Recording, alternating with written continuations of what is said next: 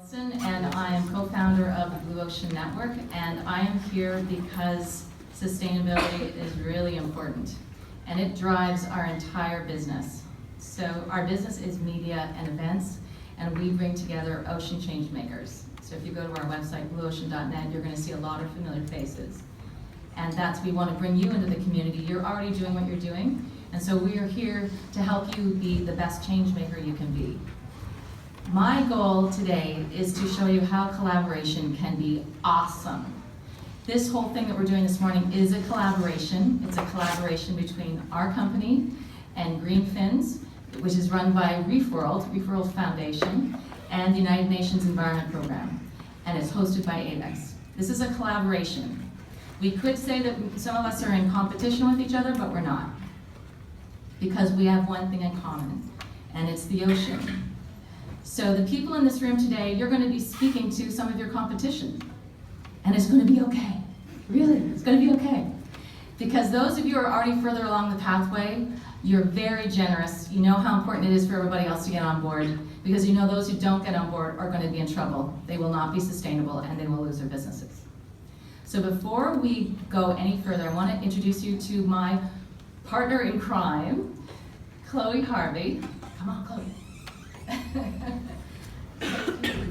Good morning, everyone. Good morning. Very enthusiastic.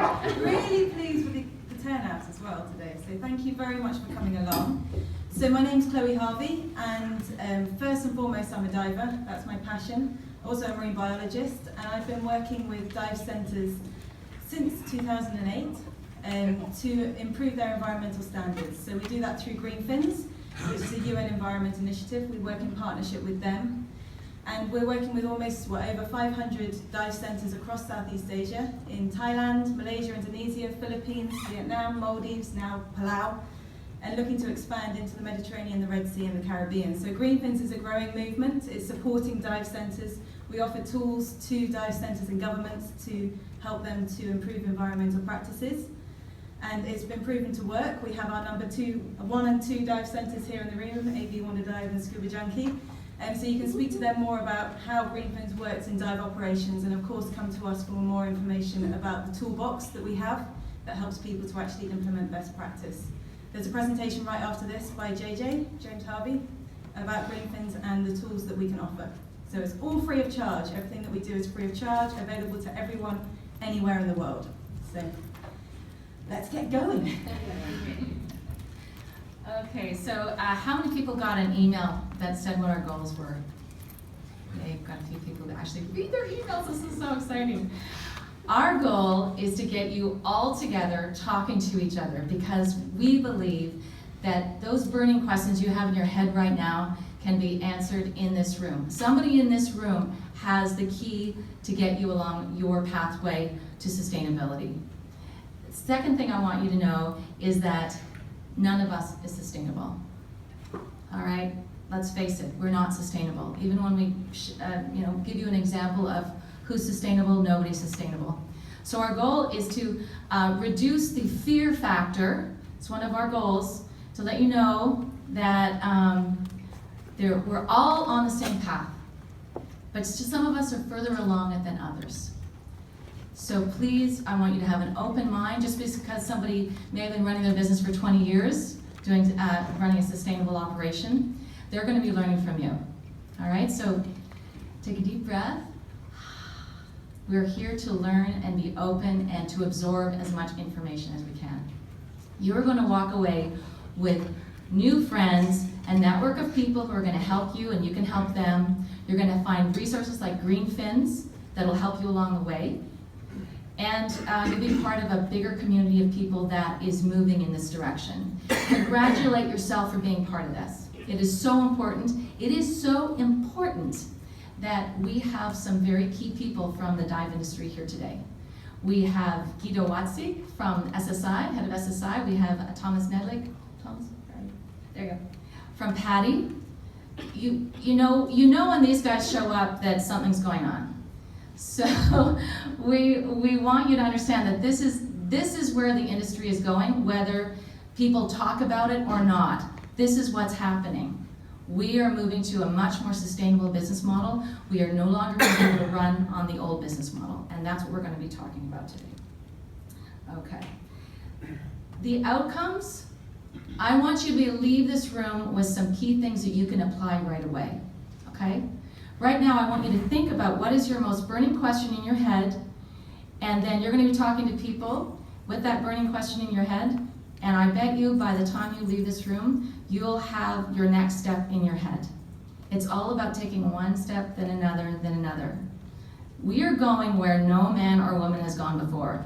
That is the reality. This is why it's so hard to be sustainable, because it's a moving target.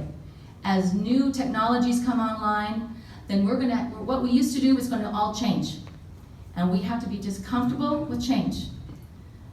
So please understand that you are in good company. It's safe here to talk about your business. It's safe here to share. It's important to learn. And we're going to have a lot of fun. Believe me, we've got some wonderful people in the room. So I'm going to go next and introduce Guido Watzig and Thomas next. Could you say a few words about what's going on? Yeah, I do it without the microphone. I think everybody can understand me. I'm talking loud enough. Yes? Yes? Okay.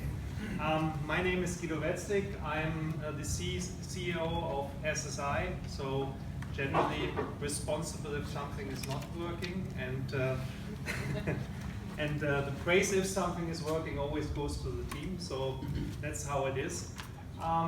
Yeah, we have been thinking about sustainability over the last few years already, and have started to be more sustainable, to be more green, to be more eco-friendly, but like Laurie said, it is a challenge because yeah, it starts with printing manuals. So paper, yeah, okay, then you get recycled paper. Next thing is if you then want to ship a book, a manual to tropical areas like you guys are all working in, this book needs to be shrink wrapped. So then you're dealing with plastic again. This foil goes somewhere, this can be somehow recycled, but most of the time it's not, let's face it. Any single product we are getting, if it's a logbook, if it is, yeah, whatever, a bag, a backpack, usually it comes from Asia, from China, it comes in a piece of foil, a blister pack. So you're somehow trying to educate your vendors, hey, we don't want that anymore, and first of all, they do not understand you, and say, okay, where do I put my sticker on? So it is really a challenge, but I think we are all aware that we need to do something to reduce plastic, to reduce water bottles. There's enough initiatives, but it is a process, it's not an event. If we could just turn the switch and everything would be better, well, it would be easy, and we would for sure have done that already. So it is an ongoing process which may take over years, but I think it's important to get started. So we as divers, we see what's going on in the oceans, we see the decline of fish in some areas, we also see the rubbish relief there, and the biggest chance we have as training agencies, and I hand over to my colleague, is to make divers aware, to talk to other people who do not see the underwater world yet, what's going on and what everybody can do. And that's, I think, the chat we should have after that.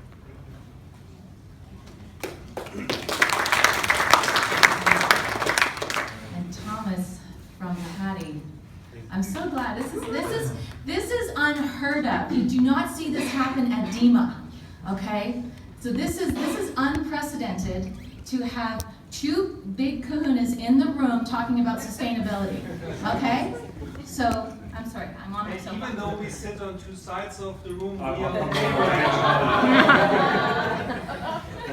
Thanks, Laurie, and thank you very much for having us here. I think, as you said, it shows the interest and it shows the need to invest in sustainability. And if we look back 51 years ago when PADI was founded, John Cronin already said that it is important to mobilize divers and make them advocates for the underwater environment. And that hasn't changed. Since then, we have trained lots of divers, and not just through PADI, but through other training organizations as well.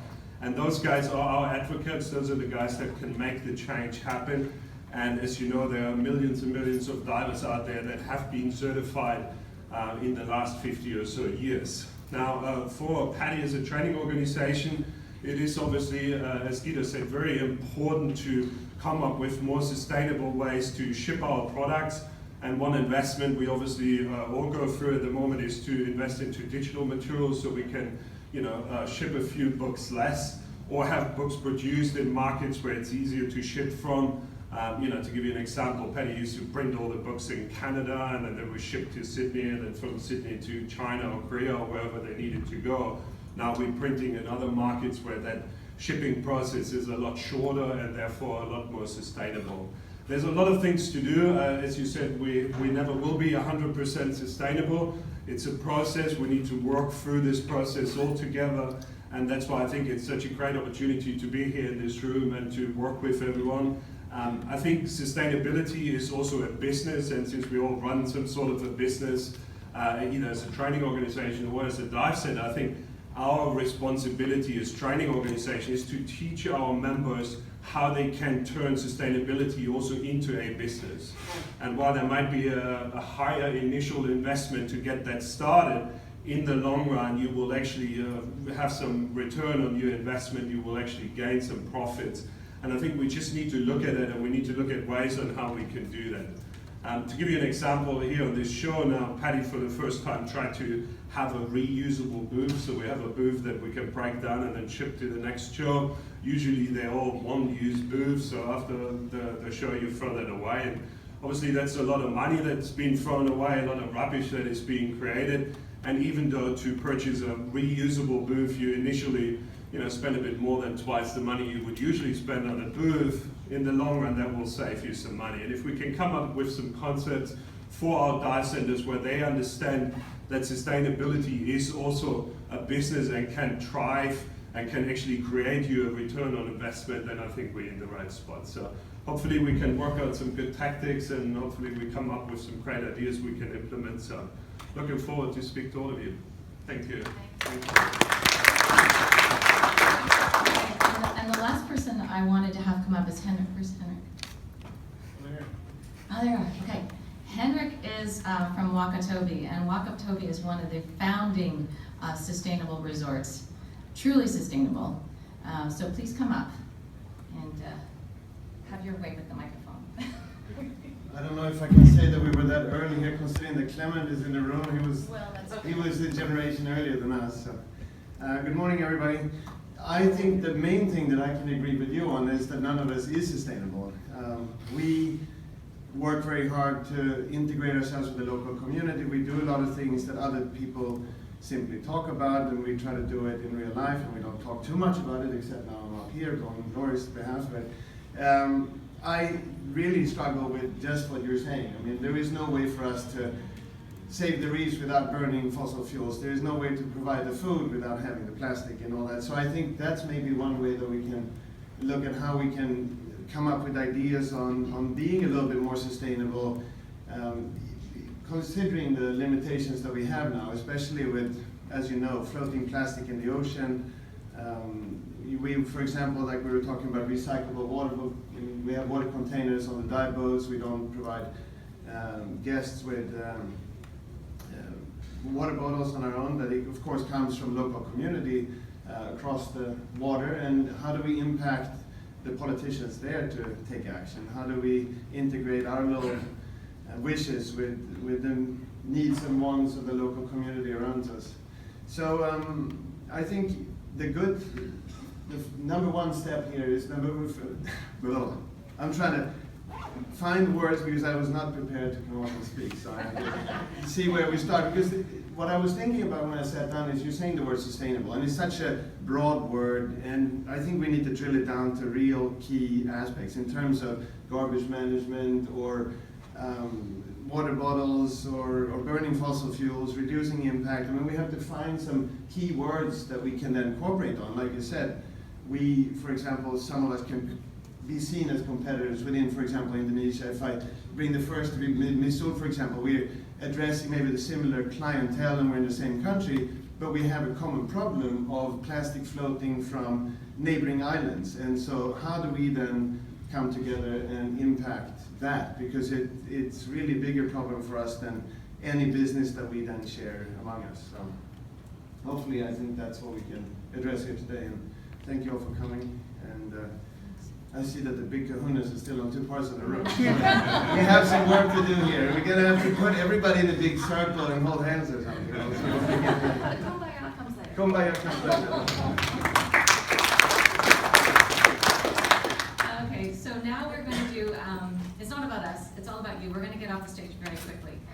So first of all, I want to ask you some questions. One of them is, who here is with a resort? Put up your hands. Is somebody counting? 1, 2, 3, 4, 5, 6, 7, 8, 9. 9 from resorts.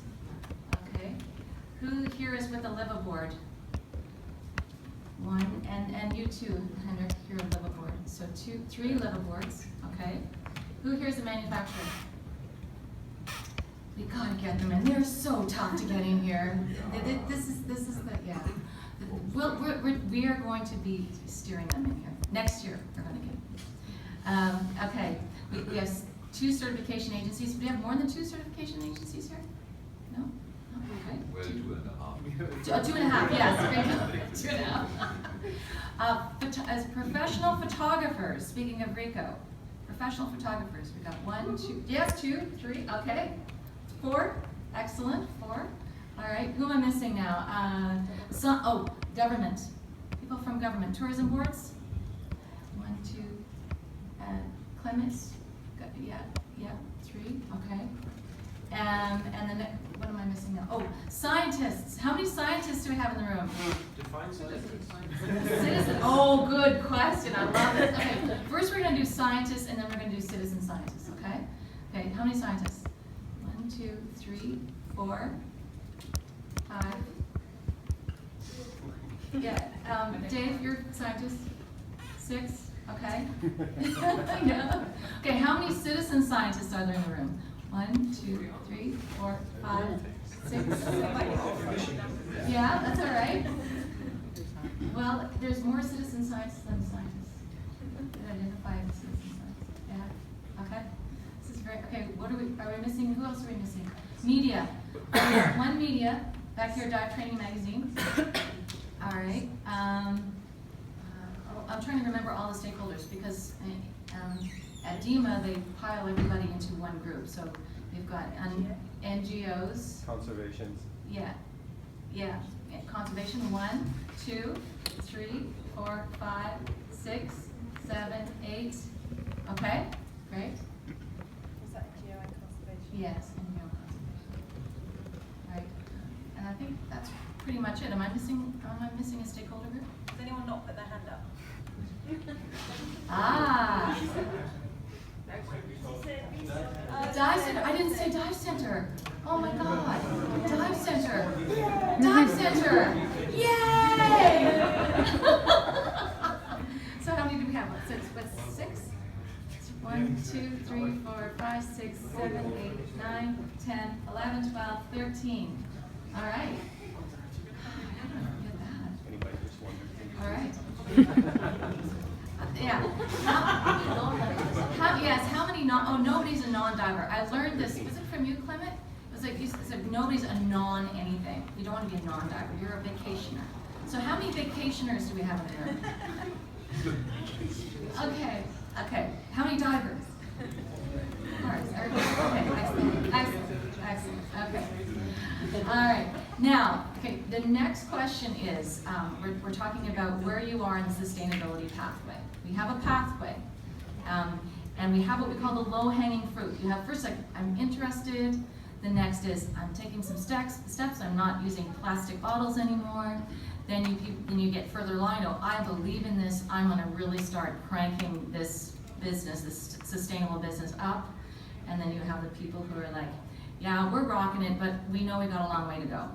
So who's at the beginning? Who's interested, ready to put their toe in? Anybody in that spot? You're allowed. We love you. It's okay. Okay. We're all Yeah.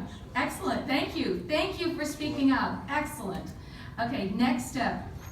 Toes in the water, pulling down the low-hanging fruit to help you get on board without spending a ton of money. 1, 2, 3, 4, 5, 6, 7, 8, 9. I think I got it. Okay, 9. Okay. Who's into the I believe it now? This is really working for me, and I really want to crank this up and really embed this in my operation. Oh, 1, 2, 3, 4, 5, 6, 7, 8, 9, 10, 11, 12. Excellent. And who is what the rest of us would think is there, but now that you're there, you realize, oh my God, we got way more to do. 1, 2, 3, 4, 5, 6, 7, 8, 9, 10. Did I miss about 10? This is great. Excellent. Okay. All right. So I want to give you a little overview. First of all, we think that sustainability is, well, first of all, Henrik is right. What is sustainability? Because it's different things to different people. Some people think it's just not using plastic bottles anymore, but then there's other people who are running their resorts as a tool for change, like Missoul, like Wakatobi, changing the environment, both socially, economically, physically, actually bringing these reefs back to life. So there's a as you get in more and more into it, your definition is going to change. When you start out, you may want to work with green fins, and they'll give you very specific things you can do. But then you're going to move on, and then you're really going to get into it. Green fins is the best way to start. Then you're going into some other things like Blue Certified. There's other tools out there to help you move along the road to sustainability. But my concern is that you understand that sustainability is not just about the environment, right? It's not just about protecting the environment. I'm sure you've heard of 3 Ps, right? Profit, environment, planet, and people, right? The challenges we face today are not environmental problems. The challenges we face today are societal problems. It's about changing society, about changing what we believe, how we behave, how we choose. This is why it's so difficult, because we're so used to behaving in a certain way. So we can do all these low-hanging fruit things and do our best to kind of get on the sustainable pathway. But what's really going to force us along the pathway, besides what's happening to the environment, is people. And I'm sure that Henrik and Joe from Missoul will tell you that the people that they attract are part of this change. It's a cultural trend, no business and nobody will be left unscathed. Has anybody heard this before? What I'm talking about? Okay. It is customer driven. Sustainability is customer driven.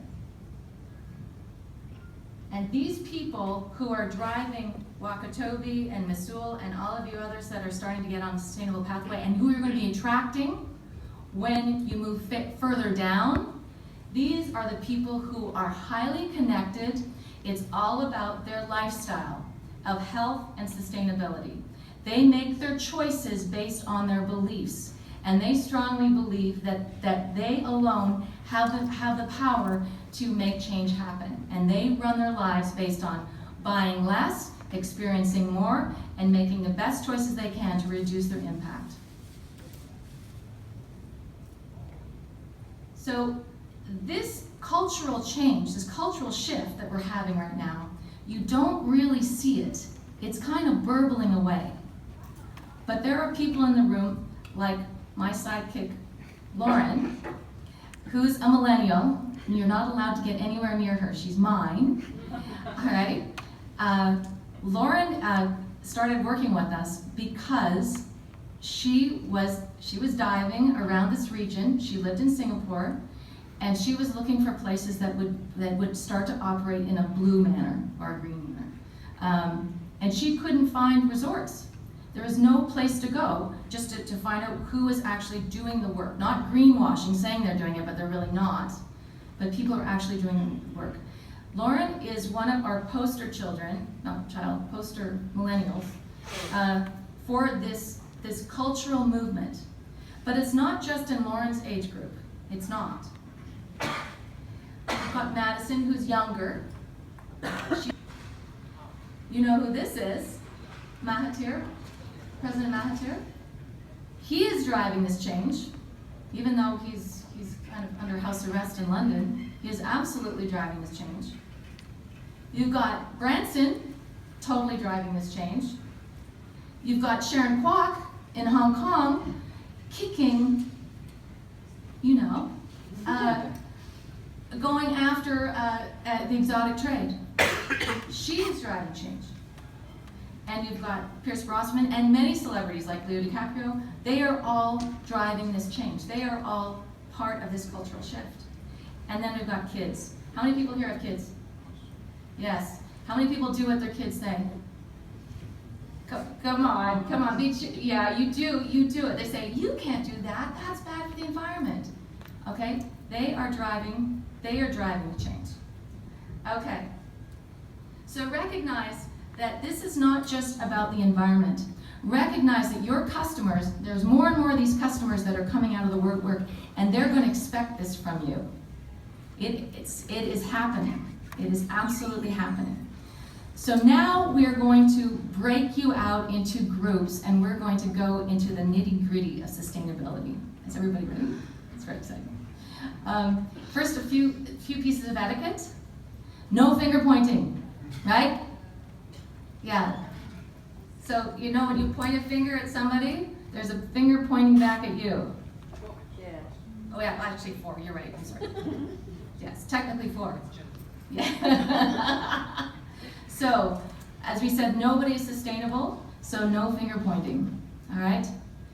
I want you to be open. I want you to feel comfortable that you're allowed to share your information. You don't have to share your financials, or your tax information, but I want you to feel comfortable in sharing your concerns, your wins, your burning questions, because I bet you a ton of people in this room have the same issues.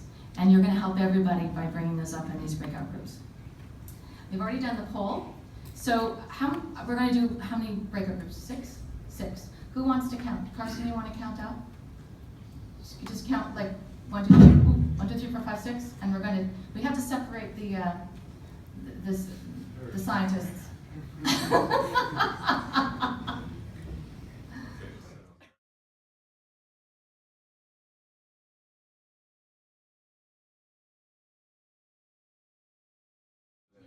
That's a beautiful one. That's what it comes down to. But actually, we have to watch So, what else do we want to add on that one? Obviously, sustainable. Save the planet, basically. Sustainability comes at a cost, right? But people are prepared to pay that extra dollar to help benefit, because there is an extra cost associated with business. I mean, I would agree to a certain extent, but it depends what you're doing. Entry-level sustainability stuff doesn't have to cost a penny. But once you start obviously getting up into solar panels and renewable energy, then obviously it is going to cost money. But there are simple steps that people can take that actually doesn't cost money at all. I think it's a large benefit. Because in the end, depending on the scale of the it's either can I afford my food tonight, or will we have a global ecosystem that sustains which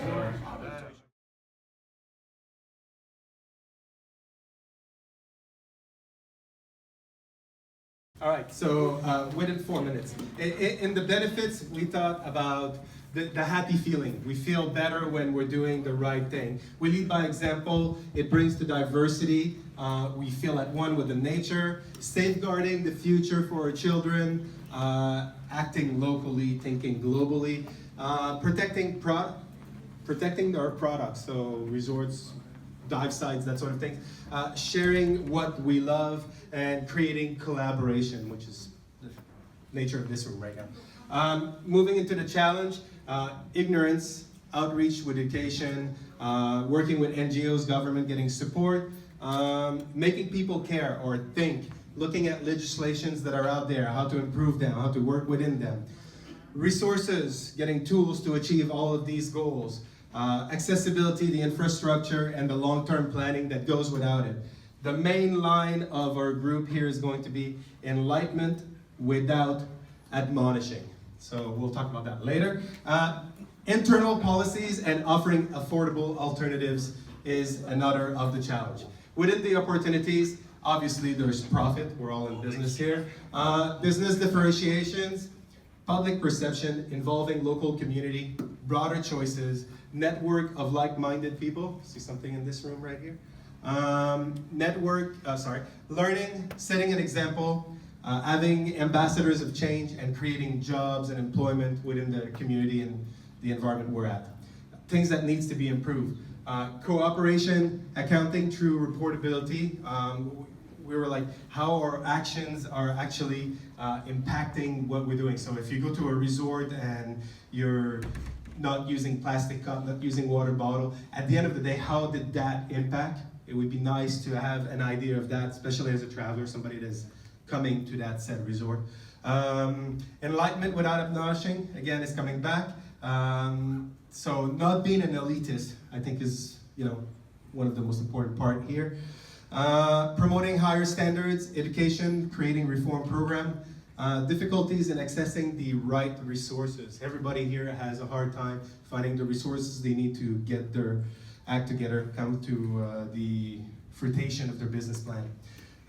The pledge that we're putting together as a group here is going to be the enlightenment without admonishing. So preaching without preaching, like helping people understand what you're doing without making them feel bad. Like, I recycle every day, you don't. Like that sort of things. Never giving up. Like I'll go back to my 20s. I used to work for Greenpeace, vegetarian, like all that sort of things. And in my 30s, I was jaded. I didn't give like any of those things. And it's only in my 40s that I'm reverting back to the person that I was in my 20s, which now looking back was a beautiful person in some ways. So it's starting with yourself and your families. It's really easy to like go out there and preach to everybody about what they should do, but at the end of the day, if you're not doing all of these things yourselves, there's Margaret Mead that like said this beautiful thing, never doubt that a small group of highly motivated people can change the world, because indeed it's the only way it ever has happened. Like I think this is a good example of that.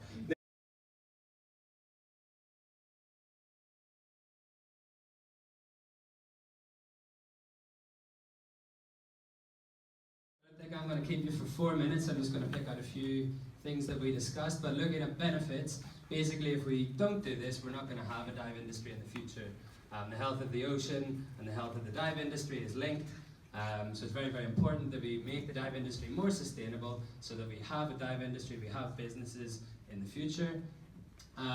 Getting involved in sustainability and more eco-friendly activities is actually a tool to differentiate yourself from the competition. So if you get involved in it, you're going to have more people coming and choosing to dive with you. And I think there are a few companies here today who will prove that that's actually possible. It is a viable business model. People choose to come and dive with you because you're getting involved.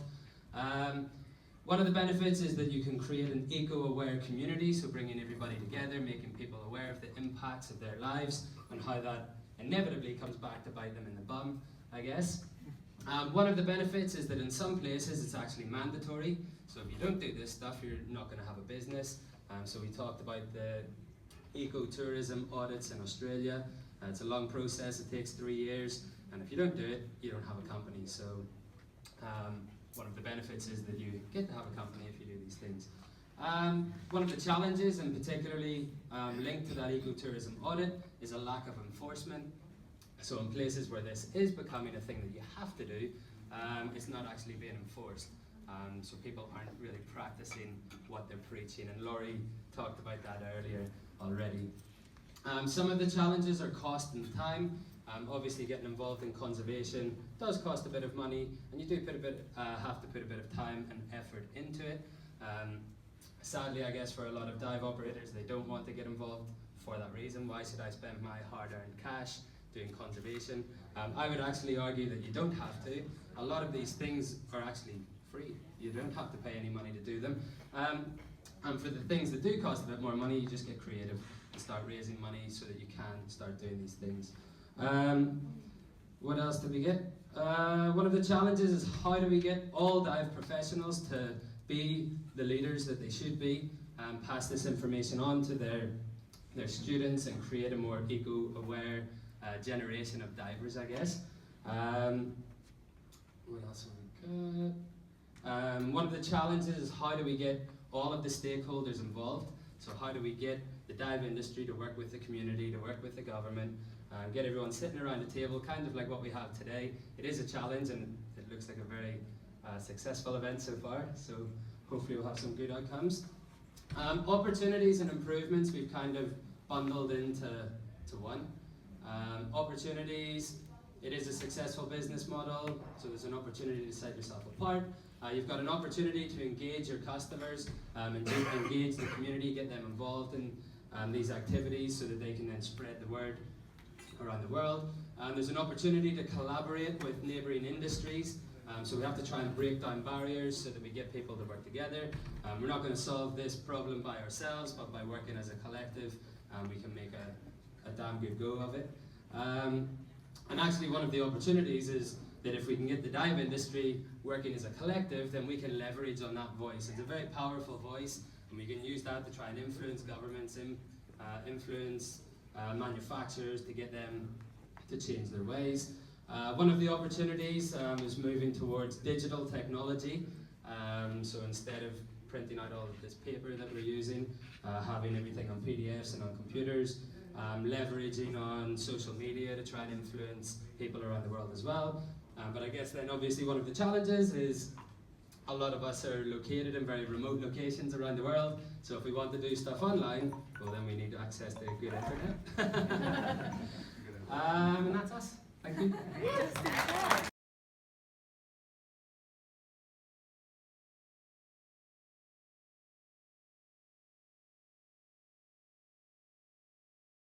Okay, so most things actually have been covered already, at least in the general sense. But first of all, we'll go to benefits. So the benefits, of course, are the general ones, right? Healthy reef, up the fish population. With business, of course, you can sell yourself, right? It's a marketing tool. You can sell that you're a sustainable resort, you're a sustainable dive center.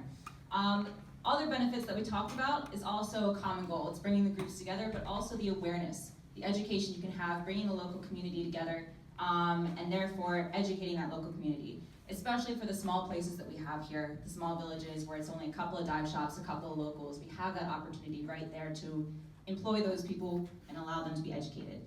Some of the challenges we have, of course, are going to be the same thing. The mindset, the culture. Having people that are locals, non-divers, the price, of course, can sometimes influence people. How much do I want to spend to become a sustainable place? And it's also the will to participate in that movement, the will to participate there.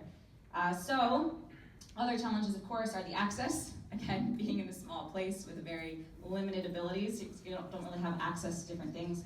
And of course, the short term versus the long term. Why would I want to do this when I need to feed my family today, right? How is the long term going to benefit me when I have these challenges I need to face and do right now? So those are the things we kind of have to educate how it's going to help you right now and not just in the future. So the different opportunities that we have as dive shops and everything are going to be involving those locals, the education that we have, educating our guests and our students. So not just the divers, but the people that come with them, the non-divers, the children, because those are the ones that you educate and those are the ones that spread it to their friends and spread it to their friends and create that movement. So that's the opportunity we have there. Using our own behavior to role model that education. With marketing, of course, you're selling yourself. It's an incentive for others. So if another dive shop who's not sustainable sees that your business is improving, they're gonna ask why, right? They're gonna ask why does that person get this much more business? So if you can sell that and show to everyone and enforce that locally among a community nearby you, then perhaps the sustainable movement can go to other shops and influence other people. It does allow your business to stand out, so that's an opportunity for you personally, so you kind of want to show that as well. The improvements that we have that can be made. So of course we're creating a transformation. Yes, it helps that we have lots of PADI people in the group. We're creating ocean advocates. We're in the transformation business. We are transforming our students, our guests, into these ocean advocates. We can also cooperate more, right?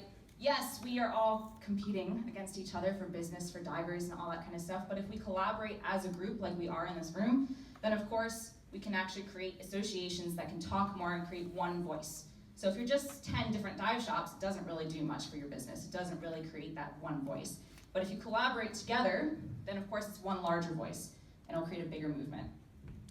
So we want to use our resources, photographers that we have, to also document the damage that is done, right? So yeah, we have people taking pretty photos of nudie branches and colorful corals and Nemos and everything, but we want to show the damage that's there. We can educate and inform using the photographers that we have. A nice point that was brought up is creating a competition where it's not just the pretty things that people see, but perhaps the damage that's being done. And that way you can educate using an incentive. Hey, you might win a prize for the better photos that you're getting of possible damage that you see along reefs. We also talked about making things more user-friendly online. This is again going to bad internet. The easier something is to access for us, the easier the website and the materials are, the better it's going to be for us because our internet's not always the best. And of course, we also want to create global standards. Global standards for sustainability, global definitions that we can use, global mindsets and everything there, so that way everyone has a set list of rules. It's not just 10 different organizations with their own different rules, it's just one movement, one set that we can kind of look at and see what's going on. Cool.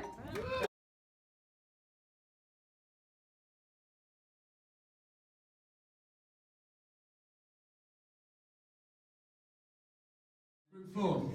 It is more than just me, but we were so excited, they've all run off to go and tell everyone what they're doing. So I'll start with the benefits. First thing that sort of came to point really was benefits for who? What sort of benefits? So this started sort of a bigger discussion. First and foremost was thinking about money, so it was economical. Thinking about marketing advantages. But of course then there's the social and environmental benefits, and I think that's something that, you know, as we started to go through all of this, who are these improvements and opportunities and challenges for? So it started to create more of a discussion. Other benefits, awareness of staff and customers. Okay, going back to the finances, generating donations, job creation. This can help with local projects. Benefits, adapting and flexibility. Interesting point here is about awareness with the benefits. This is something that came up with every single one, and I don't know if other groups found this as well. Maybe it's not as clear as awareness and education. You know, it's sort of disguised in many different things, but it was the one thing that crossed the board with all of them. Moving on, challenges. Okay, so the first thing that jumps to mind again, money, cost. So this is, I think, safe to say that everyone else probably thinks about this, but not just finance, also effort, people's time. You know, there's a lot of challenges involved there. Different opinions and beliefs. I think probably every group would have come up with something similar to this as well, but it's the same. Guests, how to manage the guests, the type of people in community, poachers. Everyone has their own sort of sense of beliefs and cultural differences and upbringing and awareness, so that's something there. Another restriction here, we've got government, and there's only so much people can do without the input of the government side of things as well. Moving on, opportunities. Technology advances. So yes, the internet has come a long way in some far-reaching places, but still has a long way to go still. Partnering with different companies. This is about working with more groups, connectivity. Enhanced experience for the customer. It's identified guests and customers are demanding different experiences now. So this is actually a huge opportunity to jump on this bandwagon. Teaching learning points to the guest, therefore result in cleaner reefs. Better skills development, again, awareness as an opportunity. Scientific development, using your guests, citizen science, but also helping to advance the scientific community. And this ends up going full circle, because when you've got the backing of science, you can prove what you're doing makes sense, and then it goes round and round. Better role model behaviour, again, revenue generation. And finally, improvements, creation of more protected areas. All of this, blueprints for solutions, better management, best practice, sharing these through collaborations. Once this starts happening, all of these start to fall into place when other people can hear about other solutions. So, for instance, this think tank is a great example of this, but you know, go out there, create your own little solutions or networks. Where are we? Ownership of industry. This is a good point. It's very easy with finger pointing. There was no finger pointing in our group, but it's very important that every sector, private, public, NGO, everyone takes responsibility and thinks about it more. Creating awareness, there it is again. Driving environmental challenges, sharing experience, again that's sharing again. More local resources, so this is not just physical resources but people as well, and again that goes back to enhancing experience for the customer as well. So a lot of cross section there, a lot of things that everyone else has already raised, but yeah, thank you group for wherever you are. Next group.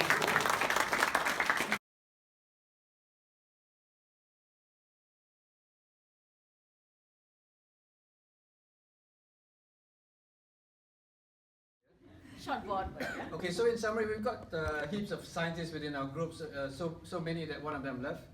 But it's a nice overview because we've got people from Maldives, from Indonesia, in Bali, Manado, and then Phuket and Singapore. So the challenges were quite interesting. But as we summed up, everything we've heard before in the other groups, but it's essential to understand and to remember that as we approach sustainability, we want to balance out the pillars of it, right? Which are your 3 Ps. And if that's your guiding light, then everything that you do makes sense in making decisions for the business. So I think protecting ROI, marketing, there's a win-win.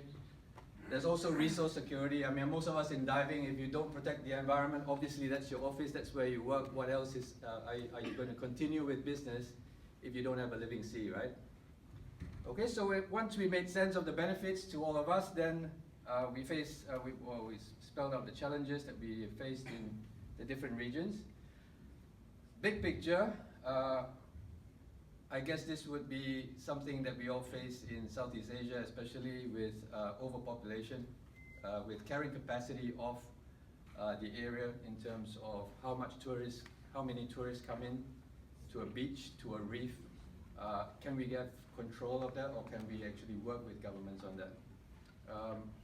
There's also a challenge of tourism management, same thing, and regulations. Do we need regulations, or can we find solutions from a ground-up initiative in terms of control? There are also challenges on outreach to local population, to local communities, as well as education. Obviously, cost was brought up as well. And then I think one of the challenges also in terms of a basis to protect the coral reefs would be data sharing. There's a diverse, I think the challenge here is that everybody's collecting data on something, on a coral reef, on sea turtle movements, but then where's the data going? If it's not going to a resource or to be analyzed for a solution, then it just remains data, doesn't it? So is there a way that we can pull these together, centralize something together, a reef check, for example, an association where scientists get together and analyze this, and keep you moving around. There's also a challenge with culture. I guess a lot of us are working in a country not of our origin, so what then can we do to adapt to a culture there so that we can be more effective if we need to work with governments, if we need to work with local people? Is there a way where it's more effective to get through to them, to get things done? And we've got to ask ourselves whether regulations is the only way to go. Okay, there's obviously waste management because of the countries I mentioned. There can be infrastructure challenges, or there could be a cultural challenge. So many years it's been going on. What then is regulation then the solution, or is there something else we can think about with managing that waste? And that then led us to the opportunities, right? Sorry, the last one, challenge on communications. I think that is an opportunity, that is an improvement as well, and that led us to the last 2 categories. On opportunities, pretty interesting. Dr. Wilkinson said there are reef scientists without borders. That means there's a vast resource of scientists, of biologists that you can tap into that are willing and able to, oh no, there's a time limit. Okay, they are willing to help the business. So there should be a pool of them. and you can reach out to them. And these are the basis of what we do in conservation, is to be science-backed and led in what we do. Okay, well, read on.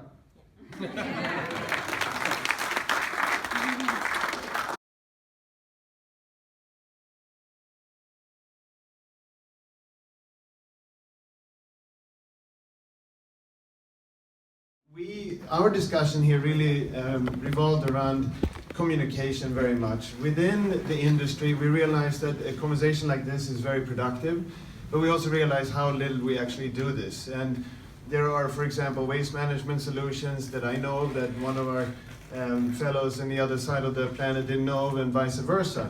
So if we can find a way for the industry to come together to communicate better these issues, that would be great. And if Lori and you guys can do it, it's fantastic. If Paddy, SSI can come together and do it, that would be great.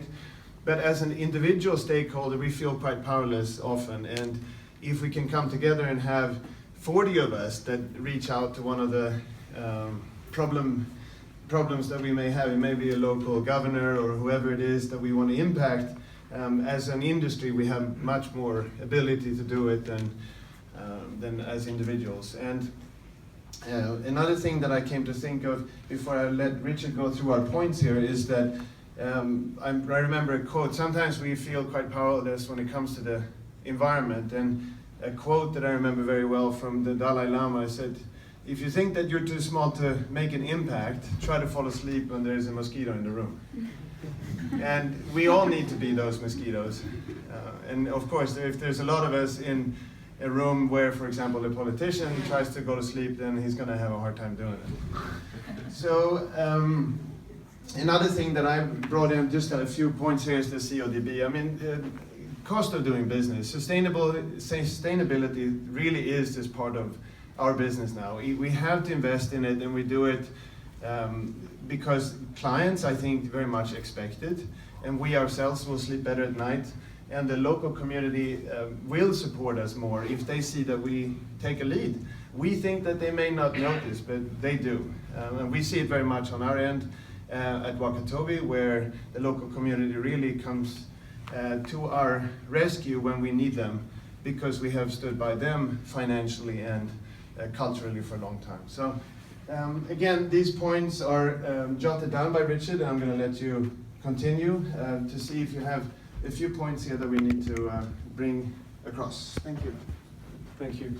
What's really nice also about being last year, I've heard all the other presentations, and it turns out that the core points we agree on, and we're looking at different scales, we're looking at different focus, but what was interesting to do while jotting down, trying to distill what was happening here, and then listening here, I found that there's a lot of interconnection between the points that we've heard. There's a lot of stuff. Education has come up I don't know how many times. Just in our group, I stopped counting, I stopped putting marks down how often education has become as a challenge, as well as a solution, as a potential pathway towards making things a little bit better. We've seen the scale of thinking that comes on, sometimes implicitly, sometimes explicitly. We're looking at who are the stakeholders, who needs sustainability, and what is sustainability? It's a matter of scale. We're looking at, can I sustain this business for a day, for a week, for a season, for a year, for a decade, or do I want to talk ages? If we're looking at businesses, well, we're hoping for decades of business. If we're looking at the certifying agencies, well, they're hoping for centuries of business. And if we're looking at the ultimate stakeholders, which is pretty much everyone, well, then we're looking at a lifetime and generations of businesses. And all of that just filtered down here all the time. And that was really interesting to see. And we see that with everything that's happening, we've got a global issue that all of us recognize, that we now, this communication, this workshop is brilliant. Yeah, this is really nice that we get to talk to each other, and we see that communication is needed at a small scale like this, people talking to each other, as well as Guido and Thomas can do, from a top-down type of thinking where the certifying agencies, they have leverage. They can do things that we can put things into a small scale action, but we need to think globally, and we can do that. And having the two of you here is brilliant. That's excellent exactly for that. So we can work from bottom up and to the top down. And little steps, we've all seen that. We have trash collection, which really deals with symptoms. We have trash avoidance, which deals with, okay, and we're calling it a whole. You've heard the points. Looking at what happens in between is the connections between all the points. In the end, turns out communications awareness and getting everybody on the same page to understand that, yeah, if you're gonna have that 120 Thai baht barbecue, all you can eat seafood barbecue, you're going to see less fish in the sea. This is something. And if you use this reusable bottle, there will be less trash on the beaches that you like so much. So the individual responsibility with a background of global thinking, I think that's something that we can really nicely work on. Thank you for listening.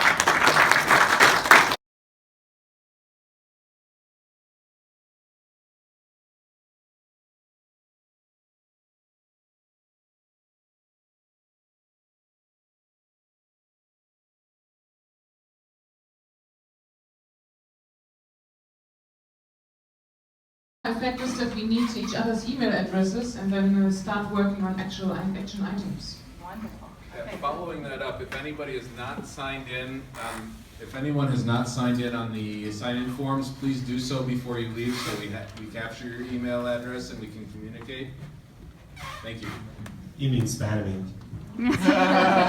Okay, who's next? Come on, fast. You're in the headlights. It's okay. You can say something. Anybody on this side? I think the whole idea of bringing awareness and education to the users, to students, or to divers is really an interesting point. There you go. Education. It comes up again. Who else? Henrik. Education. Let's go. Henrik. Well, I think it just boils down to, again, the communication. I mean, this spamming, we need to start spamming each other. They really, if we can figure out a way, whether it's a forum, a newsletter, it has to be something where the smallest little things we do can translate across the industry, because we're all doing small things and they may feel like they don't make a difference, but if we all did them, then of course the impact is quite significant. And sharing of ideas is key, and again, we have much more power to impact external factors if we sort of gang up on them. So if you can help facilitate that kind of communication, whether it's a monthly, quarterly newsletter, a forum online, whatever it is, so that we really can reach each other. Because individual emails, again, between a few of us won't make a difference. It needs to be something where you can scroll through a newsletter and go, wait, that's a good idea, and pick up on that and continue that's a good idea. throughout the month. Yes, So that really, I think, because we could sit here for 6 months and come up with ideas, but if we have an hour every month of something to work on, then it will pick up speed pretty quickly. That's a great idea. Next. Yes.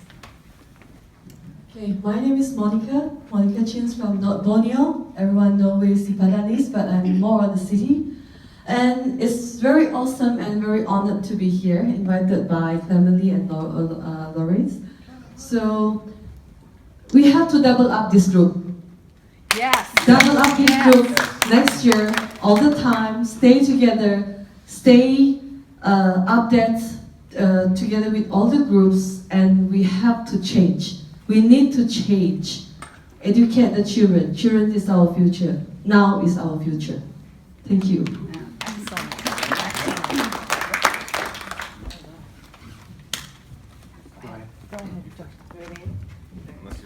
Just do it. I think storytelling is huge, like use beautiful words. I've already learned some amazing things in a short time of what people are doing.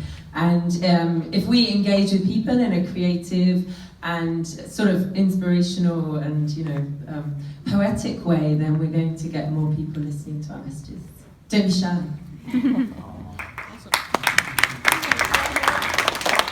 So I would just like to reiterate something that I think was Group 5 or so came up with, was the idea that we all have the opportunity to collect data on the efforts that we undertake. And involving the scientific community with those data is a key opportunity for all of us to get that scientific credibility behind the actions we're taking, behind the work we're doing, that then can communicate to those decision makers in government worldwide that, hey, these steps that we're taking actually have scientifically verifiable results that we can point to. So please, I encourage you, don't just implement something and say, hey, it worked. Implement something and gather a little bit of information, a little bit of data about how well it worked, and pass that along to a social scientist, pass it along to a marine scientist, and get them on your side, get them involved in turning that into actual scientific results and information. So, just carrying on from those 2 points, I was just going to say case studies. I mean, sharing that sort of information, we're talking about it, but having it actually something that you can look at and share with proven results. There are so many people who have fantastic information that I have spoken to in economics, in hospitality, in leisure tourism. They have tremendous data about how to improve your businesses, but it never gets to you. Exactly, and how to implement never it. Does. What are the things that you have learned from that, and how can somebody take that and start to implement that? Yeah, absolutely. Oh, Guido?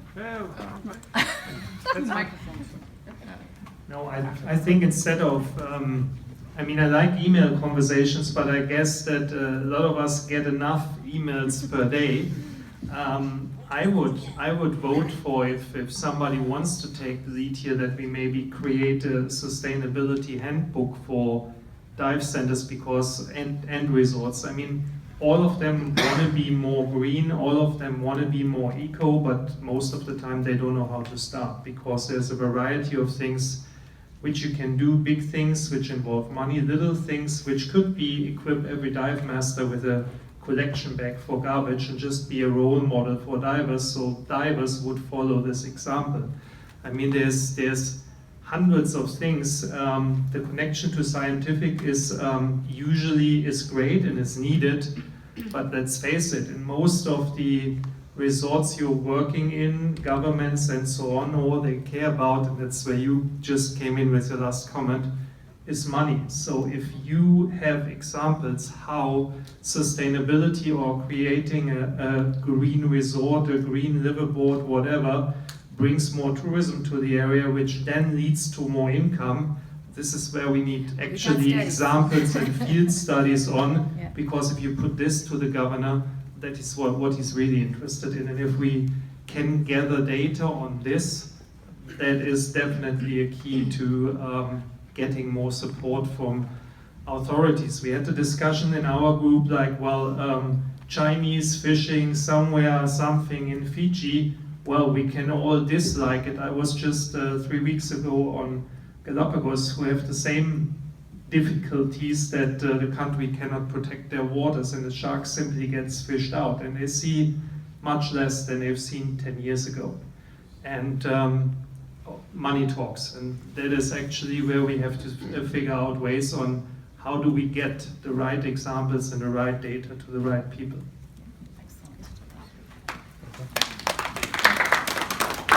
Thank you for the opportunity. My name is Faisal from Bunaken Island in North Sulawesi. I'm managing a resort. It's a new resort. I just want to, from resort point of view, that if we manage something resort, it should be 100%. So we have to follow all the permits, how we manage this, every time we manage the waste, everything. So 100%. So I'm sure that 80% resort all over the world is a budget resort. They don't care about this thing behind the scene. They care about diving, 5-star party, yes, very important, but most of it is about the resort, how we manage the staff, community, waste, and for me, it's following the procedure from the government.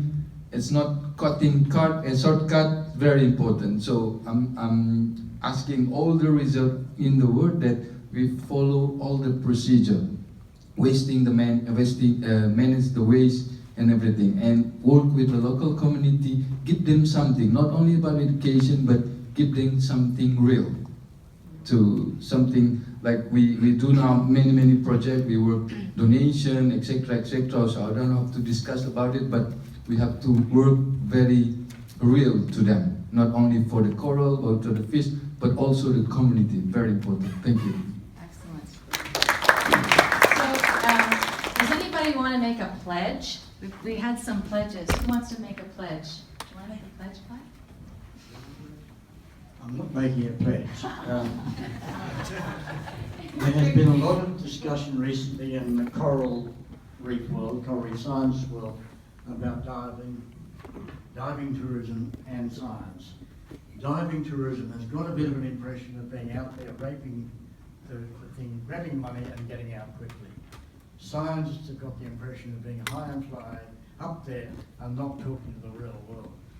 Looking at your group, this group here, there is a chance to bring both science and the industry together to work together for sustainability. We all want the same thing. We want reefs and diving to be sustainable. I think we can do that. I'm willing to try and help. Listening to all of you, you all are passionate about your environment and trying to conserve it. We have the knowledge. The trouble is scientists are often our own worst enemies. We have to have absolute proof before we do something. In actual fact, we know what the answers are. We just haven't been able to prove them yet. Who wants to make a pledge that they're going to apply? Anybody? A pledge saying, Well, my pledge, I'll help. Clive's made a pledge. I'll go. If you really want to make a pledge, at 2:05, I'm speaking on the main stage, and the pledge is going to be 5 sustainable actions that we can all take on our next dive holiday, which resolve around plastic usage, single product, like wastage and that sort of thing. So, like, there is one pledge that could happen at 2:05 to 2:20. It's going to be very quick. Yes. Hi, I'm Ulfa from Wonka Island in North Sulawesi. I don't know if everybody or anybody from here hear about it. It's a small island, and it's we have attracts from the minings. 5 years ago, the government give the license to a mining to mine this small island. It's only 4,000, and they give more than half, so 2,000 hectares license to mine. So basically, it will be disappear if we not fight. So 5 years we fight, and we do everything through media, through campaign, demonstration. We also do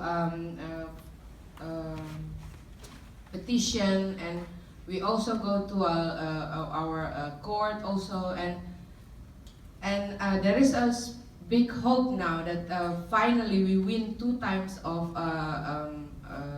the highest court in Indonesia. It's last month we got a very beautiful news that the license is provoked, so the mining have to go out from the island. But the big problem now is that how to make sure that the other mining not coming. So I, with collaboration with all the community and all the NGOs and all the resort around, we would like to pressure the government again to make this a conservation. So for those who live in Indonesia and make a business, there is a hope that this is the first sample that mining are managed to be feed up. I mean, we can beat them. If we're working together, then it's happened. I mean, it's happened. This is the small island that it's the first time that win from the government. This brings us up to how we can help each other, because I know that there's issues happening all around the world, and how can we help each other? Cayman has a real problem with a cruise ship dock that may or may not go in, and the dive industry got together and signed petitions like crazy. So I would love to use your words, Robert, about the power of the collective and how we can really start to amp up our power as business people.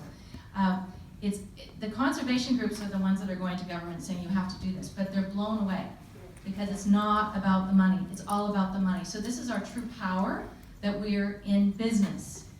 So we can help the conservation agenda by being in business, saying, listen, I'm making all this money, I'm employing this many people, I'm giving this much in taxes. You need to listen to us. So we forget. We think we're just these mom and pop operations that are just out there doing our thing. But no, together we are a powerful force. We are revolutionary mosquitoes, and we're gonna bite your butt if you don't listen to us. All right, so we have tremendous power in this room, and I want to see you all go out there and just spread the word that this has happened, that you walked. Has everybody walked away with something good? Is everybody happy? Are you all glad you attended? Okay, that's what we want to hear, and we want to do more of these. But I tell you, it's very difficult to get through the noise of a show. I have been emailing, and Chloe's been emailing, and SSI has been emailing, and Patty, we've been talking to all the Patty people to get you in this room. So Rico, where's Rico? Yeah. Rico and Clement were fantastic and plugging into their network and saying, hey, come, you need to come to this. So this is how we're going to build momentum, is inviting people into the fold. So I invite you to tell other people. We have set up a website within a website. It's blueocean.net/ADEX 2017. And we are going to be putting up resources. We are going to put together all of the notes that came up here. We're going to take photographs of them now. And you'll be able to see them. We're going to give you videos of some of the presentations that have happened. We're going to put, if you want case studies, I'm going to post some case studies for you. If you want surveys, whatever you want, we will put it out there for you. All right, you tell us what you need, and we'll find it for you.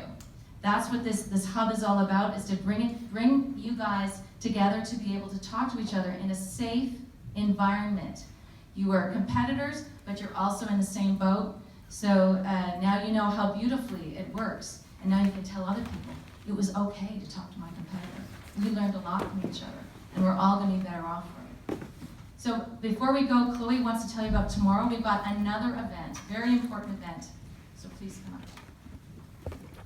Hi everyone. Wow, this is just brilliant. I had no idea that we could do this. I've been wanting to do this for years, absolutely years. I feel like I've been trying to get people to move, and now all of a sudden, I've got how many people around us talking the same words. So let's all be mosquitoes. And tomorrow we've got an opportunity to break out of these four walls as mosquitoes. And we've been invited to talk at the main stage tomorrow as a group. So we've got a panel discussion at the Sustainable Diving Dialogue. It's at 10 o'clock until 11 o'clock tomorrow morning. And I'd really like to see all of your faces in the audience. We have some of the panelists here today as well who will be helping to lead the discussions. It will be chaired by Jyrki Taimlander from the UN Environment.